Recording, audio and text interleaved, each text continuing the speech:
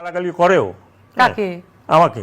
আমাকে তো হাজার হাজার। আপনাকে করে, আপনি গালি ঘর লোক। কেন স্যার?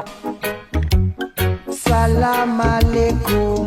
জি ওয়ালাইকুম আসসালাম। নিষ্পাপ চেহারার মানুষটাকে নিয়ে এরকম একটা বক্তব্য কেন দিল আপনি সেটাই বুঝতেছেন না? তাহলে চলেন তার হিস্টোরি সম্পর্কে জেনে আসি। নারী সাংবাদিকদের মধ্যে সোমা ইসলাম ছিলেন চাটুকারিতা আর তেলবাজিতে অন্যতম। চ্যানেল আইতে টু দ্য পয়েন্ট নামের একটি টক শো অনুষ্ঠান করে থাকে চ্যানেল আইয়ের সিনিয়র সাংবাদিক সোমা ইসলাম। প্রকাশ্যেই সরকারের তেলবাজি করতেন এই সোমা ইসলাম।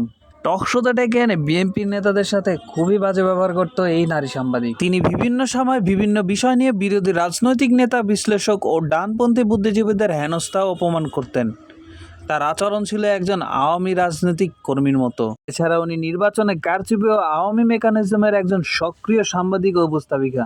ততদিনে স্বৈরাচার শেখ হাসিনার কোনো অবৈধ অপকর্মকেও তুলে ধরলে সোমা ইসলাম যেন তেলে বেগুনে জ্বলে উঠতেন। অতিথিদের অপ্রাসঙ্গিক প্রশ্নবাণে জর্জরিত করা ছাড়াও তাদের সাথে বিভিন্ন তর্ক এমনভাবে জড়িয়ে পড়তেন যেন বাম পাশে বসে থাকা সম্মানিত অতিথি খোদ সোমা ইসলামের এই রাজনৈতিক প্রতিপক্ষ। তবে যে যাই বলুক না কেন, এই সোমা ইসলামের জন্ম পরিচয় নিয়েও আমার সন্দেহ আছে। শেখ হাসিনার দালালি করে ভবিষ্যতে সংসদের একটি আসন পাওয়াই ছিল সোমা ইসলামের মূল লক্ষ্য। বিরোধী দলীয় নেতাদের উপর কি পরিমাণ আক্রোশ নিয়ে কথা বলতেন এই অভদ্র মহিলা, তারই কিছু ফুটেজ তুলে ধরছি। তো বিজ্ঞানের ছাত্র, তোমার কোন সাবজেক্ট কঠিন? বাংলাদেশের কোন জায়গাতে রেলপথ অবরোধ করতে হবে, কোথায় বসে পড়তে হবে, কোথায় শুয়ে পড়তে হবে, কোথায় কোনটাতে কি করতে হবে, এত স্থাপনা। তোমরা এত কঠিন পরীক্ষার মধ্যে থেকে পড়াশোনা চিল্লা কি করে সবাই? আপনাদের মনে যে অসুস্থতা, শঙ্কা, সেটা অন্য কারো ঘাড়ে দেবেন না। আপনি বলুন আপনার সাথে টক শো করতে গিয়ে প্রবলেম হয়। বডি ল্যাঙ্গুয়েজ কিন্তু আমি কিন্তু আপনাকে সুন্দর করে বলে প্লিজ আপনি কিন্তু আমাকে দুইটা ওয়ার্ড বলতে দেন। আপনারা হচ্ছেন সঞ্চালকের আসনে থেকে একটা জিনিস প্রতিষ্ঠিত করা দায়িত্ব নিয়ে এসে বসেন।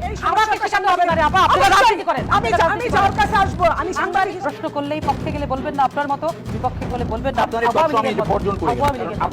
জি জি, আপনি যেতে পারেন, আপনার গণতান্ত্রিক অধিকার, আপনি চলে যেতেই পারেন।